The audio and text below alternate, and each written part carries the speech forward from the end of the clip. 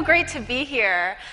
Some people know me as the CEO Psychic. Other people know me as the Dancing Goddess. I know a lot of us in the audience kind of live between two worlds, sometimes multiple worlds.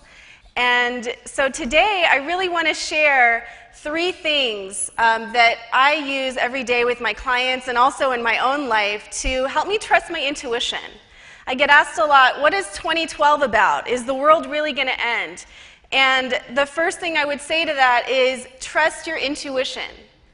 Trust your intuition in everything you do. Be authentic. I also want to share a couple personal stories with you because a lot of you have asked, well, how did you get into this psychic business? And what do you help people with?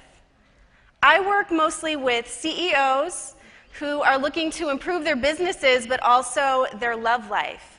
And the two worlds come together. And so I like to quote my sister, who, if you're watching, Susan, hello. She's a lawyer in LA, totally opposite of what I do. And she's always talking about raising the bar. She says, if you want to be real, you have to raise the bar. And to me, I took that. I love acronyms. And the first thing I want to leave you with is the B, which is about breathing. If you want to build an authentic relationship on Twitter, on any kind of social media site, you have to start by being grounded, right? You've got to breathe. Even right now, let's just take a moment.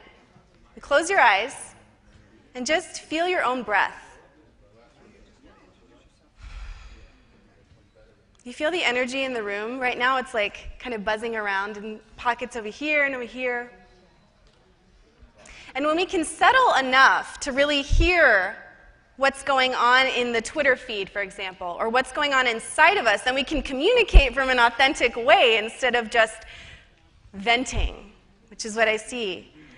The second part of the bar is about acknowledging. People want to be acknowledged, whether it's in love, whether it's in business, or even right here, right now. Can you acknowledge the person that you're sharing with? Can you acknowledge yourself without needing something immediately in return? It's about sharing. And then the final one, the R, stands for responding. Can we respond instead of react? That impulsive place where we go into our heads, right? And we're not really coming from our heart, we're coming from our head and what we think we should do. Can we drop it down to our heart? Can we drop it down to our knowing? So raise the bar.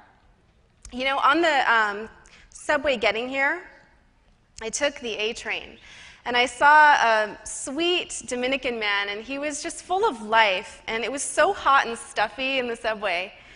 And he gave me his seat. And I sat next to this beautiful woman, and we were talking. And he said, you know, God told me to come talk to you. And I thought, my God, that's like the best pickup line ever. And he kept going, and he said, you know, it's all about like being in the moment and like being here. And I thought, how perfect for this conference, the state of now. And then I looked over to my right at the metal pole, and I saw these 2 little girls dancing and singing in this hot, stuffy car. And I thought, wow, that's what this is really about. This is not about having everything be perfect or even showing just the best sides of us. It's about being real, and it's about having fun. Being in that childlike wonder. And so I want to share a story that happened to me before I was a professional psychic. And it's also about love. And so how many of you in the audience have been to San Francisco? Yeah? Awesome.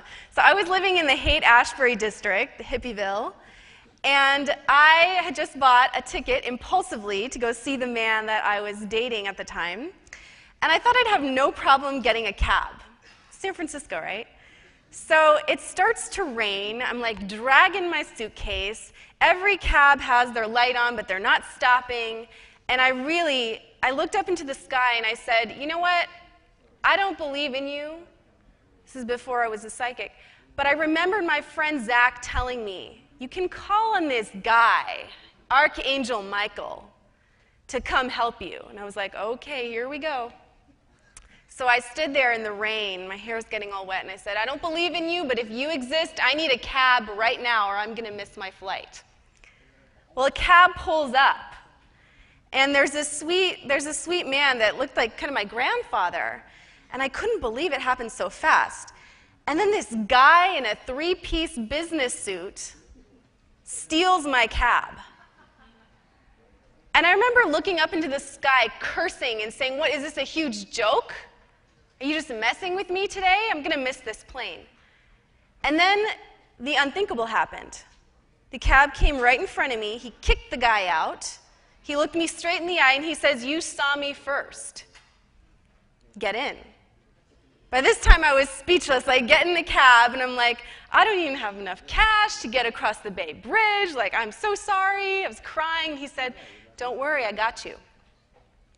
We crossed the bridge. I made it to the airport on time. And he says, "You better get out of this cab because you're going to miss your flight, little lady." He said, "I told you you'd be okay. You're in Michael's cab."